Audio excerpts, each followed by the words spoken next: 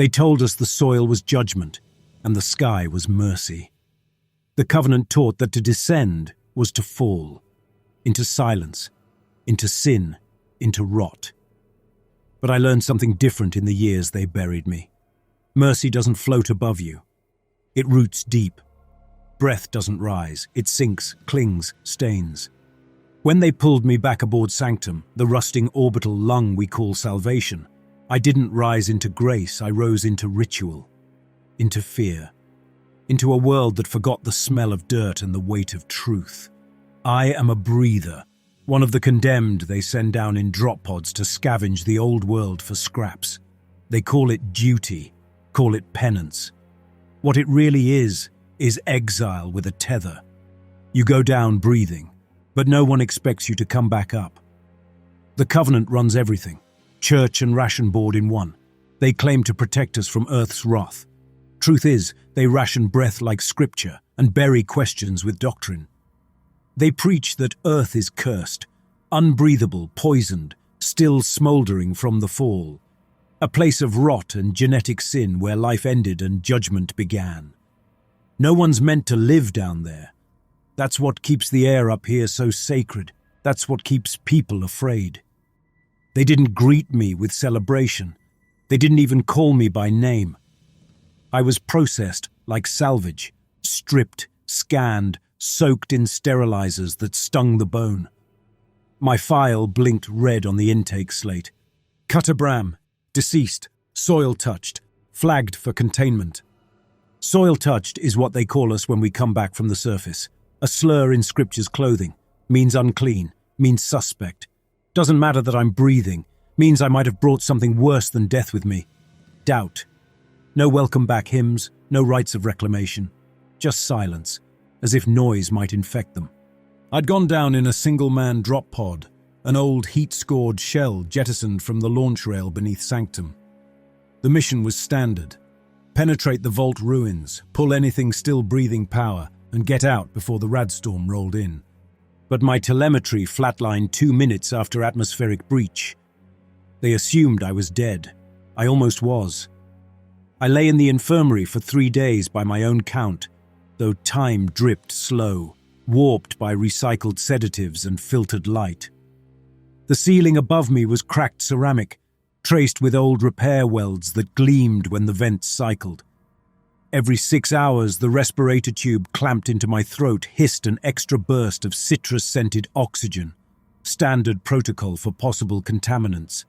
They feared I'd exhale rebellion. Maybe I did. Through the one-way pane, clerics watched. I could smell them before I saw them, robes that reeked of myrrh oil and melted solder. One stood closer than the rest, back straight, palms pressed behind his spine like he feared touching the air. A young man by Sanctum standards. Maybe my age before the fall, though his skin hadn't known ash or fire. He stared at me like I was an open breach. He didn't speak until the 3rd day, not directly. Instead, he activated the relay panel beside my bed and recited from the Vox Codex, Book of Preservation, Breath line 19. To return unsealed is to carry rupture within. One man's lungs may unmake the hull. I turned my head slow, let the plastfoil pillow crinkle beneath my jaw. My tongue felt like rust. My voice was worse. You think I'm a crack priest? He didn't answer, just studied me like a faulty relic. Name's not priest, he said finally, with clipped diction. Interpreter Pell. I'll be evaluating your claim. Interpreters serve mid-tier roles in the Covenant, part clergy, part interrogator. They don't swing blades or throw you in the sink. They study phrasing, pattern your breath, hunt doubt with doctrine and diction. I didn't remember making one. But that was the game here. Every breath is a confession. Every silence a heresy. They wanted me to say what I'd seen, or lie about it in a way they could reframe. I've got nothing to claim, I said. Just scars and questions. His face didn't change, but his fingers flexed behind his back. The left eye twitched too. Then let us begin. I slept after he left, or something like it. I dreamt of the silenced trenches, of fungal spirals pulsing in dirt. I awoke sweating into synthetic sheets that smelled of starch and ozone. On the fourth day, they moved me. I walked under escort, not with guards, but with drones. 2 coil dogs fitted with rust-patched sensor domes and flickering oculars. Maintenance constructs. Dog shaped more out of old tradition than function. Half-welded AI cores nestled in their skull housings. Gate programs spliced from mining rigs. Their legs clacked on the metal grates like bone chimes.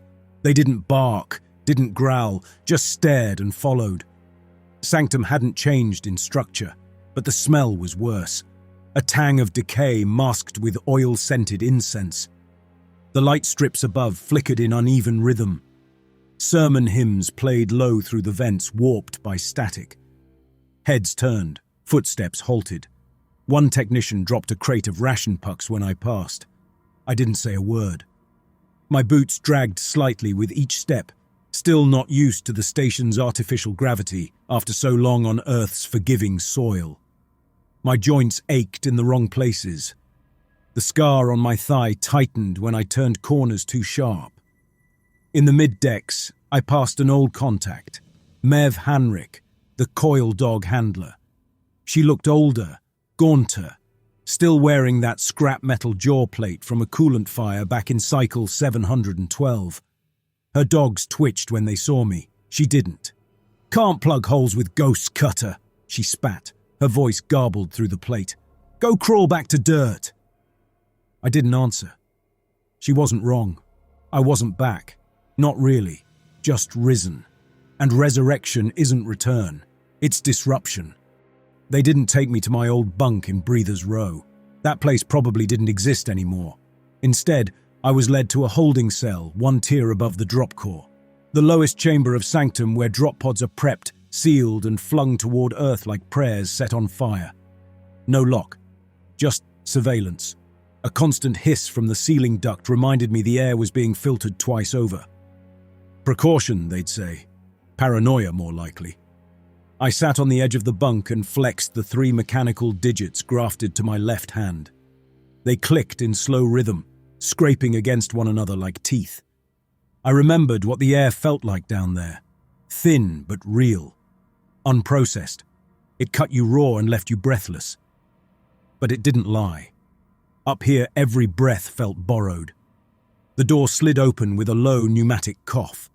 Interpreter Pell entered, flanked by a scribe tech with a breath transceiver rig and a data slate in his palm. "I've reviewed your incident file," Pell said. "There is no record of extraction, no authorized launch code, no descent logs after your disappearance." "Guess that makes me fiction," I said. "Fiction requires authorship," he replied. "You've authored nothing." He stood in silence a moment, then turned to the scribe. "Step out." The tech hesitated, then obeyed. The door sealed behind him. Pell stepped closer. His breath smelled of antiseptic and iron. "You were seen entering the drop core. Your pod was declared lost. Crash telemetry flatlined. The Covenant pronounced your end and sealed the record. Yet here you are. Breathing. Changed." I said nothing. Silence is a tool. So is discomfort. Pell knelt slightly, leveling his eyes to mine. "The people below whisper, already, that you saw the surface and returned, that the Earth didn't kill you." "It didn't," I said. He didn't blink. "What did you see?" I leaned forward, close enough to make him flinch. "I saw life, different, unclean, unruled, but alive." His face stayed still, but his hands gave him away again, clenched tighter behind his spine, twitching once, then twice. "That," he said slowly, "is not permitted." "No," I said, "it isn't." He rose. "There will be an inquiry. You will submit to scan and sacrament. Until then, you are not to speak. Not to move beyond your assigned sector, not to breach doctrine."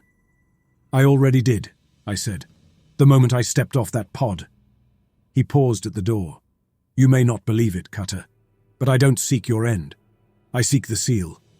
The hull must hold." "The hull's already cracked," I said. "You just can't see the breach from the Vox tier." He didn't respond. The door sealed behind him. Later, after ration light dimmed, I wandered. I passed a ritual sweeper in one of the side corridors. Kren Tolv, still mute, still moving like prayer. His broom of glass wire filaments hissed against the floor. He looked up, met my eyes for half a breath, tapped the broom twice, then turned away. I reached a viewport above the drop core. The launch rails lay dormant, rusted under dim lights. Earth rotated below, still dim, still blue, still forbidden. They told us the surface was death. They built a religion on that claim. I knew the lie by the way they feared it spoken. I didn't return to save anyone. I came back because silence isn't memory, and truth doesn't mean survival. I came back because something old still breathes down there. The thing about silence, real silence, is that it never comes from the outside. Not on Sanctum. Every wall hums, every vent wheezes, every ductwork sermon leaks through a crack somewhere. But when they want to make you feel silence, they put you in a chamber like this one. Not quiet, sealed, not alone, scrutinized. It's not the absence of sound, it's the presence of waiting. Interpreter Pell watched me from across the chamber's narrow span, his hands folded behind his back in that same priest school posture. The room was rectangular and bare, save for a strip of carbon cloth along the wall, sanctified seating, stitched with old covenant glyphs. The same glyphs were etched into the ceiling above us in faded weld marks, reminders that no breath was free and no word unrecorded. Pell's breath transceiver hung from his neck, inactive. He hadn't asked for official confession. Not yet. This wasn't a trial, not formally, but the seal on the door had clicked when it closed, and I knew what kind of silence that sound belonged to. "You've not asked for counsel," Pell said finally. "Not requested your name be resanctioned." He spoke without inflection, the way those high-tier interpreters learned in doctrine labs. Remove emphasis, remove implication. Let the listener hang themselves on tone. "I was sanctioned," I said. "Once, the minute they put me in that drop pod." He didn't blink. "That sanction was for dissent. You've since violated the purpose of that dissent." I came back. Exactly.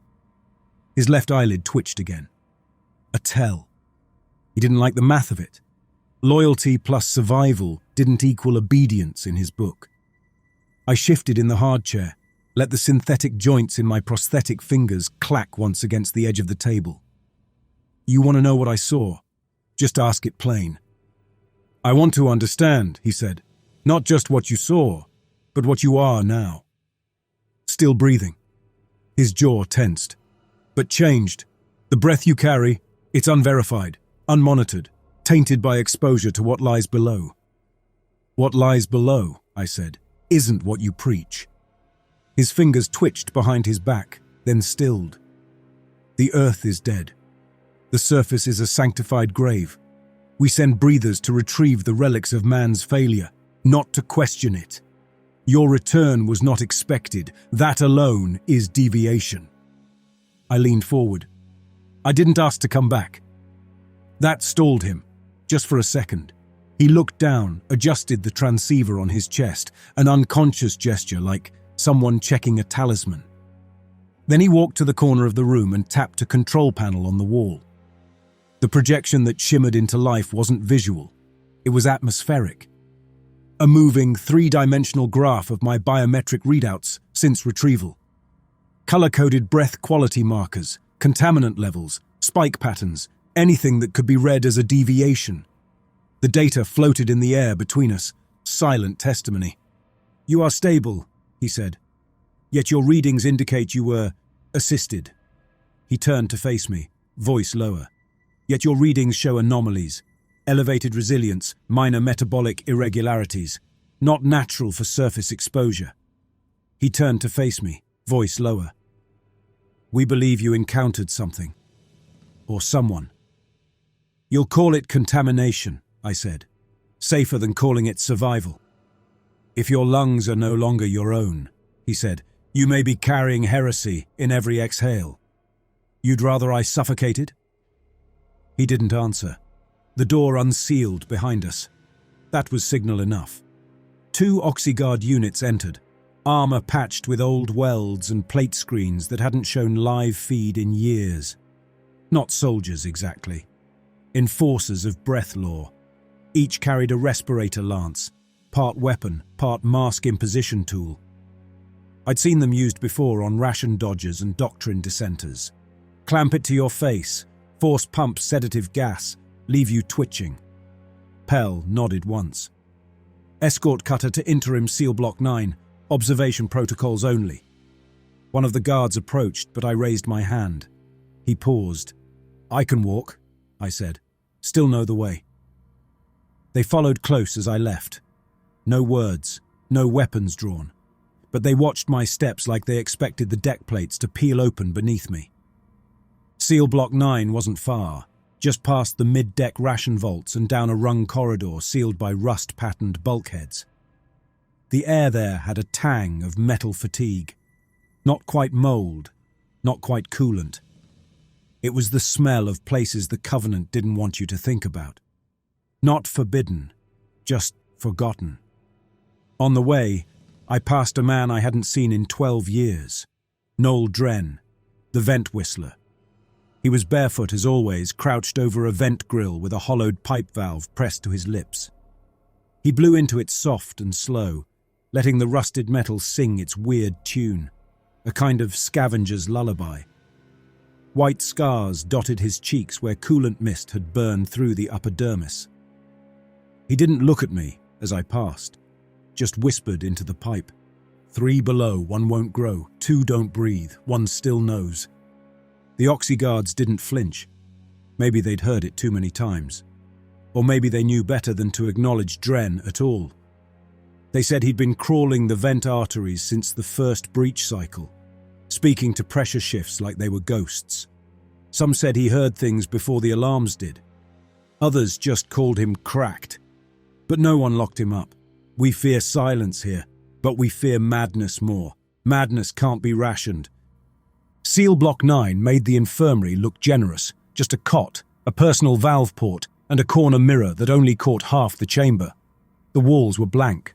The sermon spires didn't reach this deep. The only sound came from the sluggish tick of the air cycle intake behind the bulkhead. They kept me there for 2 days. No meals, just nutrient fog drifting in through the vent. I didn't sleep much. My dreams stayed rooted in dirt, in twisted trees breaking through concrete and half-lit vaults filled with ash. I didn't remember people, just the places that might have held them. Cracked fire pits, scorch marks in strange patterns. I stared at the valve port on the wall, the small flickering light that indicated how many air credits I had left, still green, still sanctioned. On the 3rd day, Pell returned. He didn't enter, just stood at the door as it opened. "We've decided," he said. "You'll descend again." I didn't move. He continued. "There is pressure, internal. Factions within the Vox tier are not unified. Some say we must verify your claims. Others wish them buried. What do you wish?" He stared. "I wish the seal held. But we are a station of breath, not stone, cracks spread." "So you'll send me back down?" "Under watch," he said. "Sanction drop.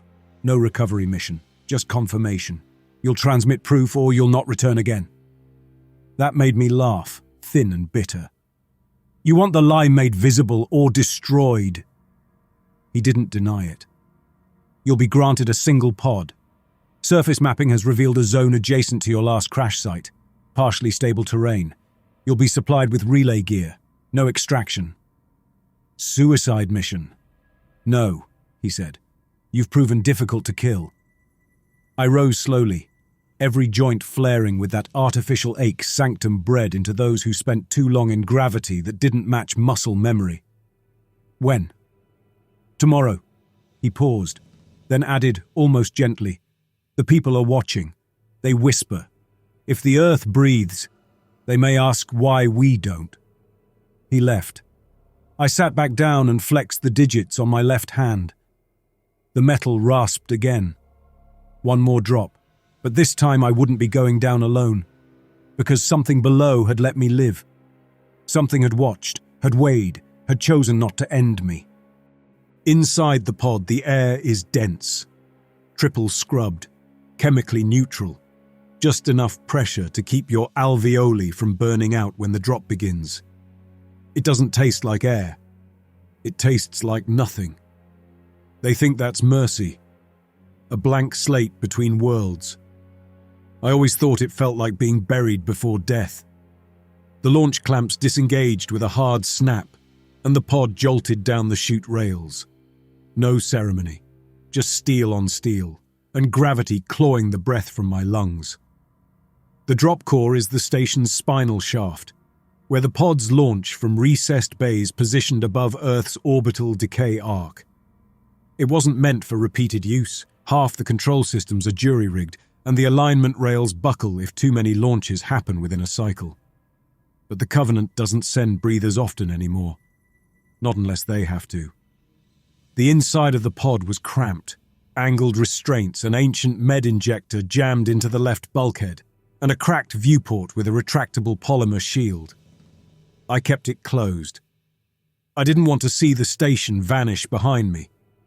Didn't want to see Sanctum fall silent again. As the pod breached lower orbit, tremors rattled through the floor plate. The hull screamed against friction, and I could feel the old insulation blistering behind the walls. Atmospheric contact came fast, flashes of red heat blurring across the seams. I counted in my head. 10, 20, 30 seconds. The jolt that followed hit like a blunt prayer. The retros failed half a second too late, not enough to kill me, but enough to make me question why that mattered. When the pod slammed into the Earth's surface, my skull bounced once against the headrest. The harness locked tighter, digging into my chest. Dust hissed through the exterior vents as the pod's emergency vents cracked open. The air that poured in smelled alien. Not toxic, just lived in, feral, tangy with rot and wet stone. A scent you can't replicate in a dome. I pulled the release, and the harness snapped back with a slack hiss. My limbs moved like they didn't belong to me. I braced against the sidewall and kicked the hatch open. It swung wide with a groan, and I staggered out into the unknown. They'd sent me to an edge zone, terrain marked unstable but viable by low-orbit scans. That meant breathable pockets, minimal tectonic drift, low biotoxin signatures. The kind of place they could ignore if I never returned. The landscape was unfamiliar, not dead or scorched like doctrine said. It was green. Not the green of Sanctum's oxygen vines or hydro-ration moss, but deep growth, wild, muscular vegetation pushing through what used to be concrete. I stood in the remains of a collapsed overpass, its support beams snapped and twisted by time. Thick vines the color of bruises wrapped around broken railings. Ferns burst from cracks in the pavement. There was no wind, but the trees creaked softly. Above me, a flock of pale-winged things scattered at the sound of the pod, half avian, half membrane. They moved like fish through sky. I didn't try to catalogue them. I stepped away from the pod and scanned the terrain. Off to the west, I saw the fractured remains of what might have been a transit station. Old pre-fall signage collapsed under rust and moss. Its walls bulged with root systems, and phosphorescence glowed beneath the seams. The biotech. The early corporations had tried to terraform pockets of the surface in the final years, using synthetic microbial overlays to scrub radiation and rebuild topsoil. Some of those systems broke down. Others didn't. The ones that kept running went sideways. That's what I was walking through now. Earth transformed. The Covenant called these places biovault scars. Zones too unpredictable to study, too alive to erase. I moved slow, careful. My boots kicked up patches of soft lichen, grey-blue with a chemical sheen. Something beneath it twitched, only slightly. I didn't stop to see what. About 2 clicks in, I found an old checkpoint tower half swallowed by stone and plant growth. The solar panels were shattered. A rusted antenna hung limp from the roof like a broken bone. Inside, it was dry, partially shielded from the elements. Good enough for a relay point. I pulled out the SAT array case the Covenant had supplied. Old equipment, finicky alignment. The broadcast dish unfolded with a stuttering whine. I powered it up, calibrated the vector, and activated the uplink. A yellow diode blinked. Connection unstable. Good enough. I activated the beacon, let them know I'd landed, that I was still breathing. Then I shut the case and climbed the tower. The view told me more than any scan map. To the east, the skyline of a dead city broke through the forest. Angled spires, half collapsed, blinking with residual biotech runoff. Beyond that, low hills shimmered with heat blooms, like the soil itself was exhaling, a memory of war. But it wasn't until I looked north that I froze. Smoke, a thin column maybe 2 clicks out. Not black, not rising fast, steady, controlled. That was the first sign I wasn't alone. Doctrine said Earth was empty. Doctrine said what remained here was feral and aimless, crawling things, spore colonies, half-dead automatons. But smoke like that was a signal, a fire someone tended, a place someone returned to.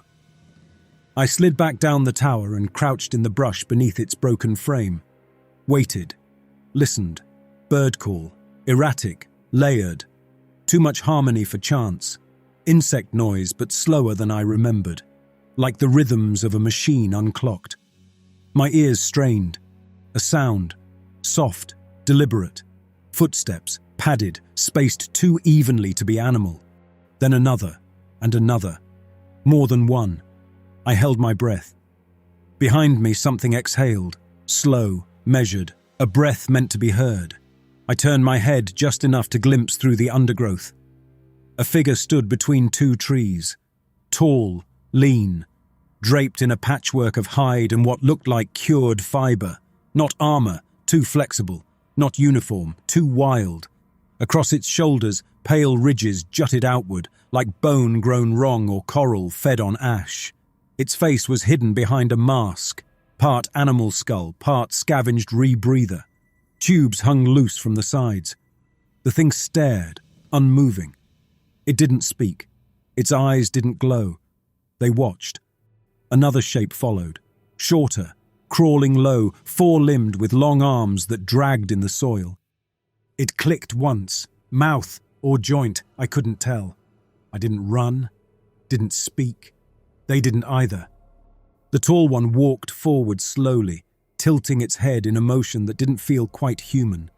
It raised one arm like a gesture, an offering or a warning. I opened my mouth, but no words came. The third figure came fast. I didn't see them until they were on me. Something hard struck the side of my skull. Blunt, a club maybe. I collapsed sideways into moss. My vision flared white, then orange. My last thought before blacking out, Doctrine didn't lie about the monsters, it just got the names wrong. Pain returned before light. Dull first, then sharp, threaded through the right side of my skull like someone had sewn me back together without bothering to check what belonged. I opened my eyes to a canopy of angled bones. Ribcage rafters polished by weather and fire. Human or animal, I couldn't tell. Not that it mattered, they hadn't killed me. I lay on a pallet of stretched hide atop a floor layered with compressed soil and shattered synthetic tile. Moss threaded between the cracks, bright green laced with strands of something violet and fibrous, like plant matter halfway to becoming plastic. Around the chamber's perimeter, salvaged metal pylons stood in irregular intervals, fused to the walls with resin and old tech adhesive. The pylons weren't structural, they were arranged ritually, symmetrical in their asymmetry, spaced with purpose. A fire burned low in the center of the space, not crackling, smoldering. White smoke curled upward and vanished into a carved vent shaft above. The fuel wasn't wood. It smelled like treated fungus, thick, dry, with a medicinal bitterness that coated the inside of my mouth. Across the fire, 3 figures sat. They didn't speak, didn't move, just watched me, each in a different posture. The one on the left, tall, back straight, face mostly hidden by a mask of melted rebreather parts, held what looked like a staff made from grafted femurs. Not ornamental, functional, a tool and a weapon.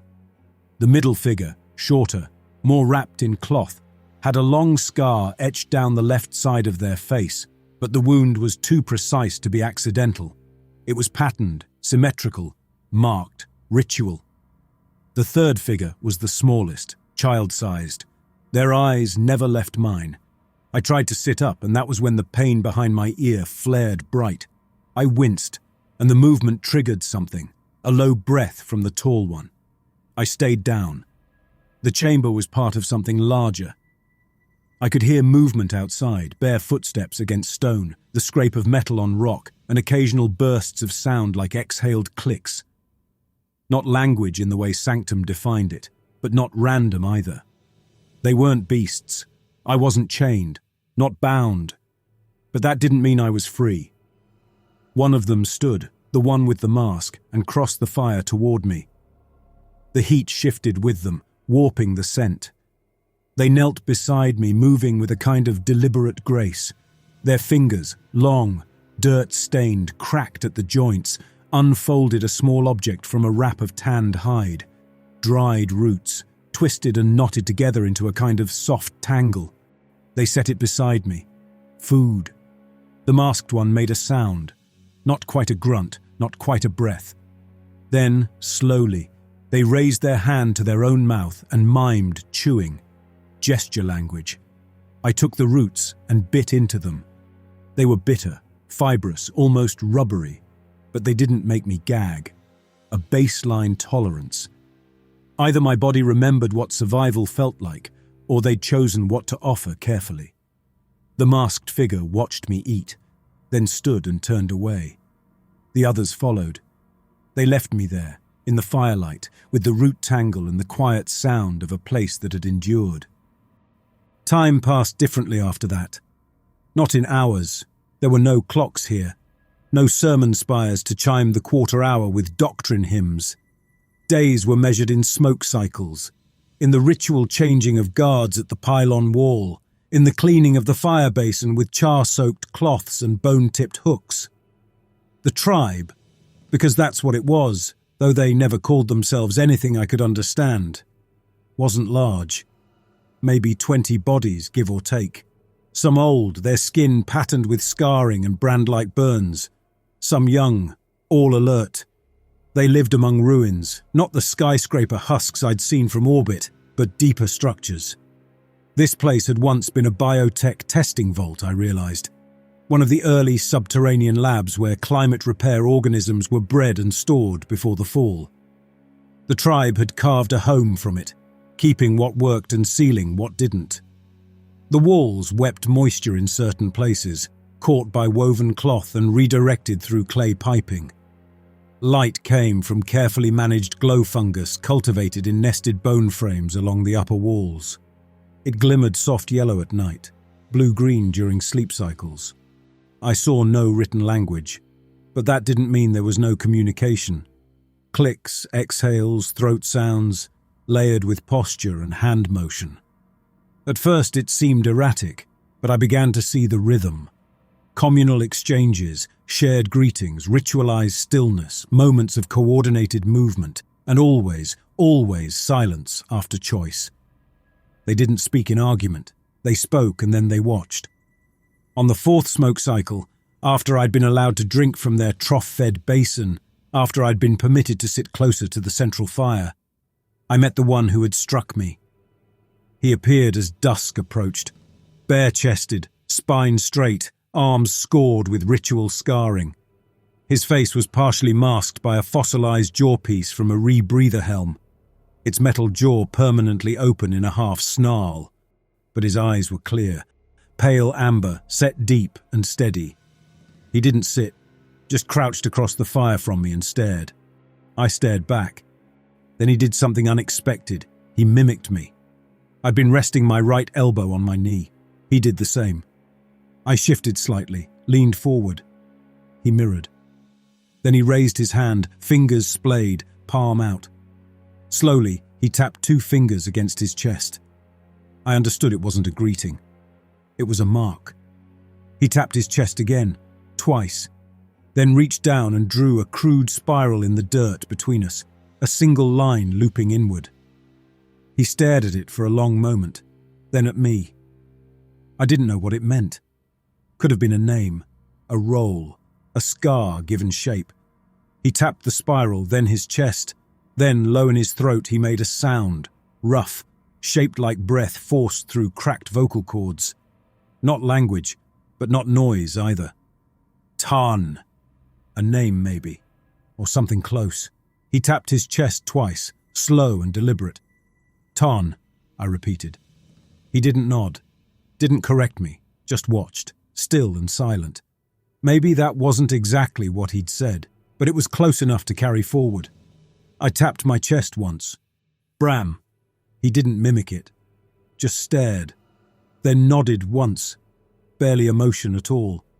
We sat like that for a long time, watching the fire. That night I woke to the sound of something scraping against stone. I sat up in the fire chamber. Tarn was there, alone, kneeling beside the fire pit. He held a piece of metal, a shard of old hull plating, thin and curved, and was etching something into its surface with a bone needle. Symbols, maybe. He looked up at me once, then went back to etching. I didn't speak, because sometimes silence says what words can't. The next day, one of the tribe, an elder with resin-lacquered skin and a spine that bent like driftwood, collapsed near the fire. The others gathered around, not in panic, in ritual. They lifted the body gently, laid it in a trench carved in the outer vault floor, and arranged stones around it in a spiral. Then they planted something in the center of the chest, an egg-shaped fungal sac, luminous. As they covered the body, I saw threads reach out from the sac, burrowing into the chest cavity like roots. Death here was memory made literal. I watched Tarn stand apart from the ritual, his hand resting against the pylon nearest the trench. He didn't cry, but his breathing changed, shorter, tighter, like he was holding something back. Afterward, he approached me, held out a shard. On it, a single spiral etched by hand. He placed it in my palm and tapped my chest twice, then turned and walked away. I hadn't yet asked if I was free to leave. I hadn't spoken the question and they hadn't answered it. But the longer I stayed, the clearer it became. I wasn't being kept. I was being watched. The Ash Children, as I had begun to think of them, not as slur but description, did not imprison. They observed. They marked. They waited. And over time I began to understand that survival here was not about strength or dominance, but fit. Whether something could be understood, if not explained. There were no locks in the vault dwellings, no guards posted at the entrances. I could have walked out any night, but I didn't. Not because I was afraid, though I was, and rightly, but because I knew enough to recognize I was still becoming something in their eyes.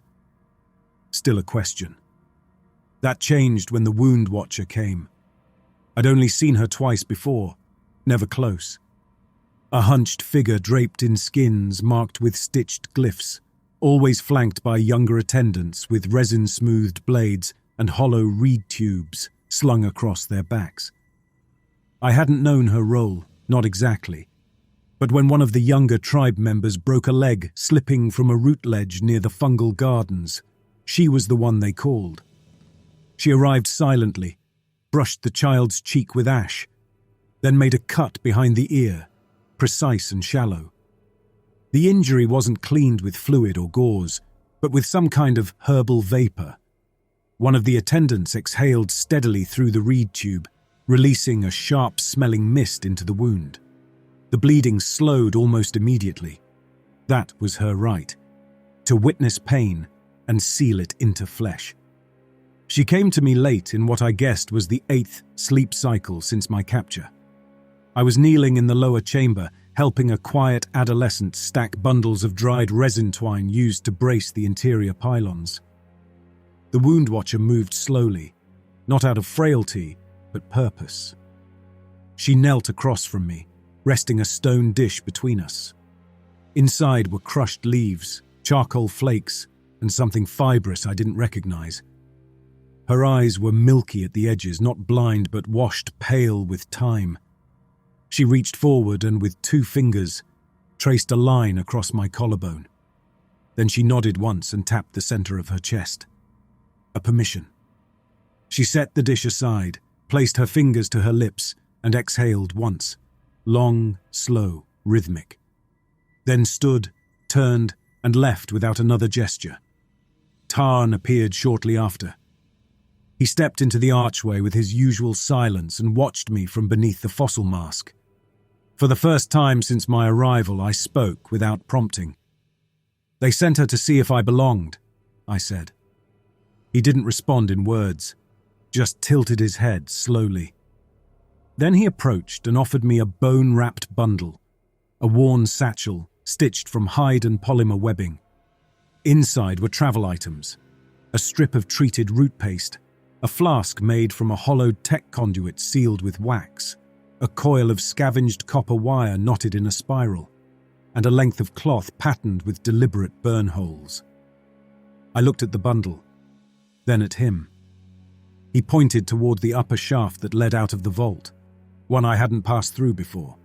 Narrow, steep, covered by a sliding barrier made from old metal signs fused with resin. A way out. Then he tapped his own chest. Not just a gesture this time. He was choosing. I don't know what I'd done to earn that. Whether it was my silence, my refusal to challenge their rhythms, my acceptance of the food, or the way I sat beside their dead. Maybe all of it. Maybe none. I didn't answer right away. I took the bundle, held it in my lap, and stared at the fire for a long time. That flame hadn't changed in the cycles I'd been here. Always low, always tended, never allowed to consume its fuel too fast. That night, I slept little. I lay awake beneath the pylon rafters, listening to the sounds of the vault. The distant scrape of stone against stone, the occasional exhale of moisture release from the walls, the rustle of someone adjusting in sleep. When I rose, no one stopped me. No one followed. But as I passed through the upper chamber, I found one of the elders standing in the archway, facing away from me. He didn't turn as I passed, didn't acknowledge me at all. He simply extended his hand and laid it gently on the wall beside him. A farewell or a mark of recognition, I couldn't say. Tarn waited at the shaft. He had prepared a sling to climb, made from braided wire and fungal rope.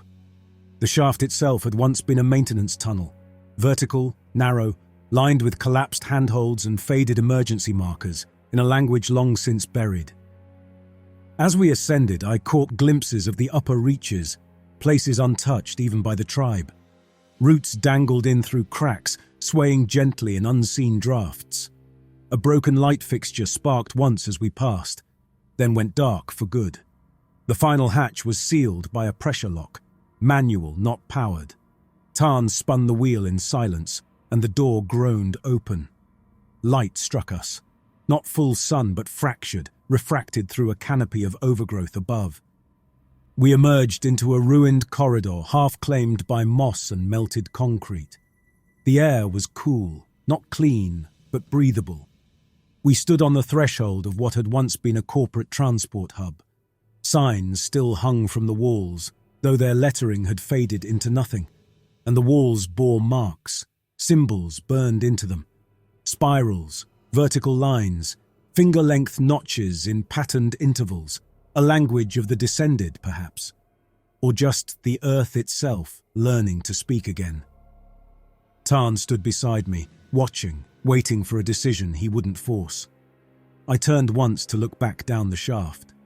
The vault below was silent now, finished with me, as if whatever trial I'd passed there no longer required my presence. I stepped forward into the overgrowth and Tarn followed without a word. Sanctum didn't look different. The drop pod's re-entry clamps rattled with the same loose vibration as before. The upper hatch seals hissed, pressure cycling with that high-pitched whine I'd heard 100 times before any launch. The scent inside the pod was still the same mixture of old polymer, thermal grease and stale filtration gel. But outside the viewport, the station hung in orbit like a shrine to the past, untouched, unbroken, and still wrapped in the same lie. Tarn sat across from me in the jump seat, knees drawn up slightly to accommodate the cramped pod interior. His mask was stowed for now, tucked into a satchel beside him. He watched the pressure gauges twitch with a sort of animal focus, reading the machine through motion rather than numbers. He hadn't asked where we were going. He hadn't asked if he was welcome. The Covenant had never seen anything like him. The clamps bit the hull as we approached docking port J12. It was a maintenance gate, secondary, rarely used, stripped of its ceremonial arches and scripture plating. A back door. I'd chosen it for that reason. The main port would be locked down the moment our beacon activated. This one might buy us 5 minutes more. The guidance system stuttered as the pod aligned. A low groan passed through the chassis as docking arms magnetized and sealed.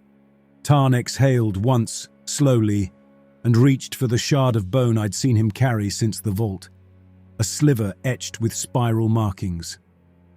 He pressed it briefly to his chest, then tucked it away again. I didn't ask what it meant. I had my own rituals.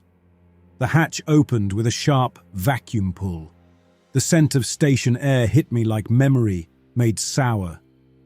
It was too clean at first, ozone and heat-dried filters, but beneath that was the copper sting of stress-burnt circuits, the tang of mold behind panel seams, the sharp trace of rust and old breath. We stepped into a narrow service corridor. The walls here were bare of doctrine banners, their surfaces stripped down to insulation-patched conduit. Coil dog scuff trails marked the floor in looping patterns. A maintenance locker door hung open on one hinge, tools missing. I keyed the relay. The beacon pinged, sanctioned frequency, full transmission. That would bring them. I didn't have to wait long. 4 minutes, maybe 5. The first to arrive were station technicians in low-tier coveralls, their faces caught between exhaustion and disbelief. One of them, a wiry woman with a cracked cranial rebreather harness hanging loose at her hip, stared directly at Tarn, then let go of the calibration spike she'd been carrying. The slim tool clattered against the deck, spun once and came to rest at his foot. She didn't move to pick it up. Behind her, a younger man, the kind they bring in from the underdeck filtration guilds, started to speak, stopped, and backed away. They knew me, but they didn't know him. The oxyguards came next, 4 of them, half-armoured in pressure-rated mantles and equipped with respirator lances, long shock poles with sedation vents along the haft. Their leader moved forward, broad-chested, square-jawed, with a Vox-tier ration seal tattoo faded across the side of his throat. The reinforced mantle of his oxyguard uniform was streaked with oxidation at the joints, but he wore it like it still meant something. He held up a slate with my ID signature blinking red across its cracked screen. "Cutter," he said, voice flat and sharp-edged. "You've breached seal under false authorization. You're to be held for re-sanctioning and inquiry." I stepped forward before any of them could bring the respirator lances to bear on Tarn. "I didn't come back empty," I said. "You'll want a cleric, someone who can speak for doctrine." He held my gaze a few seconds longer than regulation allowed. Then, wordlessly, he tapped a command into the comm bead at his collar. A priority ping. A summons. Someone higher was going to hear this. He didn't give the order to separate us. Didn't raise a lance. Didn't take a step closer. Maybe he didn't know how to handle what stood beside me. Maybe he just didn't want to be the first to touch it. Tarn hadn't moved. He stood at my shoulder, eyes drifting slowly across the corridor, reading the space like a book written in heat and posture. There was no fear in him, no challenge. Just a kind of quiet attention I'd come to recognize as far sharper than it looked. They led us through the service deck access tunnels, skirting the main Vox corridors. We passed a pair of maintenance workers patching an oxygen valve line with resin strips. One of them looked up, saw Tarn, and dropped her spool of thread seal mid-wrap. It clattered against the pipe, unwinding in spirals. We reached interim seal block 9. I knew the door, the scent, the ritual of it. But this time, they didn't seal me in alone. Tarn was placed in the adjacent room, wider than mine, encased in retractable mesh and ringed with static field nodes that hummed with power they rarely had the budget to waste. He didn't resist. He stood near the center and looked up at the sensor mounts like they meant nothing. The Covenant didn't want him dead. They wanted him contained. 2 hours passed. Then Pell arrived. He entered with the same carefully composed posture as before, hands at the lower back, spine too straight, robe smoothed even where the collar was damp with sweat.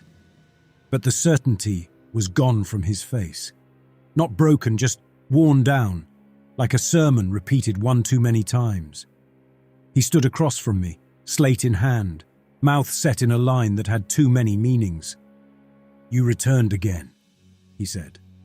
It wasn't accusation, wasn't relief, just fact, dragged into air. "And I brought the proof you asked for." I nodded toward the relay terminal mounted to the wall. The pod's logs had already begun uploading. Environmental scans, time-stamped visuals, audio captures, telemetry.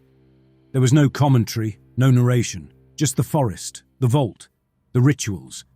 Tarn crouched beside a fire, burying the dead. Pell didn't touch the console. He looked at it the way a man might look at an open flame beside a leaking fuel line. "Was it a tribe?" he asked. Quiet, almost curious.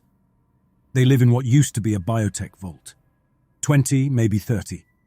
They don't speak in our words, but they understand meaning. They have ceremonies, burial rites, discipline." He closed his eyes for just a second. "And this man, Tarn, that's what they call him. It isn't spoken, it's marked. You brought him aboard." "I did. And if he carries contagion," I didn't let the pause stretch. "He carries truth." His jaw worked once. "You presume that makes it clean?" I rose from my seat. I wasn't restrained. They hadn't dared. "He's not a symbol," I said. "Not a weapon, not a mistake. He's a man. Different, yes, changed by the world you said was dead, but not less, not diseased. You can't seal him away and pretend that changes anything." Pell didn't speak. He looked through the mesh into Tarn's chamber, and Tarn stared back. Not in challenge, just presence, undeniable, silent, and human in a way that didn't require permission. The containment held. For a while. Tarn remained behind the mesh, unmoving but never idle, always watching, always absorbing. The guards kept their distance, rotating shifts more often than usual. No one lingered outside the chamber. Even glances were brief. But outside Seal Block 9, the station was shifting. The relay footage had found its way into the underdeck. Whether leaked by accident or intent, no one could say. It was raw feed. Tarn crouched beside a spiral of ash, his fingers arranging bone fragments like they were words. Children sat nearby, unmoving. A fire smoldered quietly behind them, framed by walls of fungus-lit stone. The audio had been stripped, or maybe never captured. Didn't matter. The image said enough. No formal announcement followed. But in archive maintenance, a ration scribe stopped reciting the doctrinal verse mid-sentence and walked out of her audit stall without permission. They found her later curled in a disused storage vault, black carbon smeared across her palms, spirals drawn onto discarded ledgers like devotional markings. Security reports documented several oxygen hoarding incidents in the days that followed, not isolated, coordinated. Air credits siphoned and redistributed in quiet acts of defiance across the mid-decks. Someone defaced a doctrine panel in the Oxythron's western approach, one of the older ones, etched in polymer sheet and backlit with filament threading that spelled "Breath is Law." It was cut clean down the middle and replaced with a sharpened shard of bone jammed into the mounting bracket. No sermon was issued to acknowledge it, just silence, stretched tight. Soon after, the guard detail had tripled to discourage the eyes gathering at the edges of protocol, those who came close without reason, who lingered in maintenance corridors just long enough to see. Coil dogs were redeployed for crowd suppression. 2 of them glitched near the chamber threshold and shut down without warning. One emitted a string of error chirps that, when looped, sounded almost rhythmic. The Covenant clamped down hard, but it wasn't working. People didn't need confirmation anymore. They just needed possibility, and possibility, once introduced to a system designed around permanence, corrodes faster than truth. There was no trial, no summons. They came in the hour between doctrine cycles, when the spire chants had gone silent and the air was thick with the static hush that settled over the upper decks like dust. I was pulled from holding by 4 guards in unmarked mantles, no insignia, no clerical presence, just the matte black armor of those who no longer needed to quote scripture to justify an action. Tarn was already restrained when I saw him, bound by reinforced cable loops at the wrists, though he made no attempt to resist. They held a containment hood in one hand, but didn't use it. Maybe they feared what a face might do to those watching. They said nothing until we reached the hangar tier. A priest engineer stood at the launch platform controls, reciting from a data slab held tight in both hands. His voice was flat and unbroken, shaped more by practice than belief. I caught fragments as we passed. Unsealing, unsanctioned, permanent soil return. That was the wording they used, not exile. Soil return. As if we were being composted. The drop pod was an older cargo shell, stripped of most of its guidance systems, patched with weld splints along the ribs, and fitted with a long bench and a sealed ration compartment. Inside, 30 of us sat in silence. Some I recognized. A breather named Cale Huron, who once re-rigged a broken tether winch with rusted bike chain and vinegar glue. He didn't meet my eye. A technician from Archive Tier 3, her neck blotched with oxygen fatigue and wrists still stamped with soot spirals. Several from the underdeck, rag-wrapped and narrow-eyed, still carrying the damp stink of mold-drenched crawl spaces. Most weren't rebels. None had committed violence. But they'd watched the wrong footage, stood too close to the wrong person, or whispered the wrong doubts in proximity to the wrong ears. That was enough. In the Covenant's eyes, truth was contagion, and we were all considered exposed. That was enough. The hatch sealed. No words were spoken. The pod detached with a bone-jarring snap and a grinding lurch as the chamber lock cycled. We dropped like a cast-off organ, no stabilizers, no ceremony. Just gravity and old metal. I braced a hand against the inner bulkhead and looked across at Tarn. He sat unmoved, his hands no longer bound, his mask secured once more to his side. He didn't blink as the pod vibrated around us, didn't flinch as the heat shield groaned. He just watched the hatch wall as if it might speak. Atmospheric entry wasn't clean. The pod slammed through pockets of turbulence, scraping against upper strata wreck fields, forgotten satellites, shattered drones, and the husks of machines no one had claimed in decades. The light outside shifted from raw orange to pale green as we entered breathable density. I felt each motion in my bones, each deviation from trajectory in the tilt of my spine. We hit hard. The impact scattered a few of us from the bench. I rolled, shoulder first, into a ration crate. Someone cried out, a wet breath and a crunch of bone. The hatch blew 10 seconds later. We spilled out into overgrowth, coarse mosses and cracked sediment, glimmering under the morning light. Tarn stood first. He turned his face toward the horizon and sniffed once. Then he began walking. He remembered the way. Most followed him. A few hung back, staring at the pod as if waiting for reversal. A mistake, an appeal. Nothing came. We crossed old terrain, broken causeways swallowed by biotech bloom, skeletal trees with wires tangled through their limbs, and pools of shallow water where artificial algae swirled in colors not found in doctrine.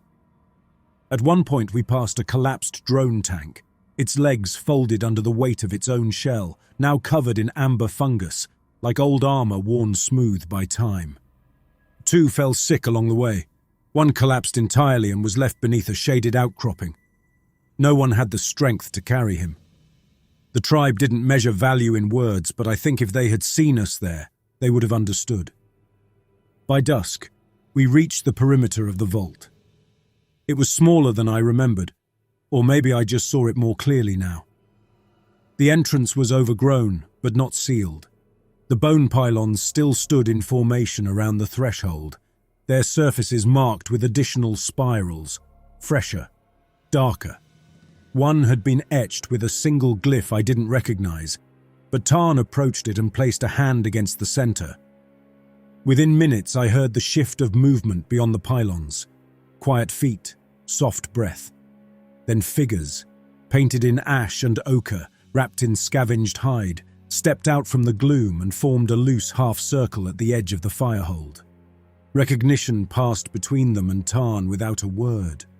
One of the children from before approached, now bearing a fresh burn scar across their chest, a rite completed. They touched their brow, then extended a hand toward one of the exiles behind me. The tribe made no distinction between who belonged and who didn't. They just made space. The days that followed slipped together, indistinct but heavy with adjustment. The exiles built crude shelters beyond the vault walls using scavenged plating and vine lashings. Water was sourced from the stream near the buried vault channel, filtered through fungal root systems that the tribe had tended for generations. Food came from root clusters, fire-treated lichen, and fish trapped in shallow basin nets made from resin thread. Some refused to adapt. One vanished into the trees after a single night and was never seen again. Others wept without sound, curled beneath their shelters, watching the stars with eyes that had never seen sky without a dome between them. I became translator where I could. Not in words, but in rhythm. I showed them the burial spiral, the ash rites, the fungus lamps. I kept the tribe's pace, not imposing mine. The firehold never questioned. They simply observed and waited, as they always had. One evening, I drew a spiral in the dirt at the edge of camp, a mark for the station. Sanctum, not as it pretended to be, but as it truly was. A sealed system, a place too small to contain what it feared. Tarn watched me draw it. He didn't speak, but he crouched beside me and added a second line, looping outward from mine, then nodded once and walked to join the others by the fire. Above us, the stars moved slow. Sanctum passed across the sky, a pin of faded light, still sealed, still watching. Something fell from its orbit that night, a glint of wreckage or perhaps another pod, silent, trailing smoke as it streaked across the atmosphere. It burned out before reaching the horizon. No one flinched, no one turned to follow it. We had returned, and this time we were not waiting to be rescued.